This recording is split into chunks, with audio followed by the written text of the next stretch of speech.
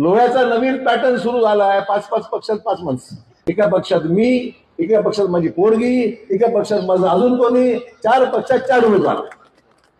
अशोक चव्हाणाला लोह्यातला मुद्दा वेगळ्या वळणावर न्यायचा आहे. लोक विचारतील तुम्ही एकाच घरात 6 तिकीट कशी दिली, म्हणून त्याला ते याबद्दल बोलायचं होतं. परंतु अशोक चव्हाण जे बोलले ते नांदेडमध्ये बोलायची गरज नाही ना.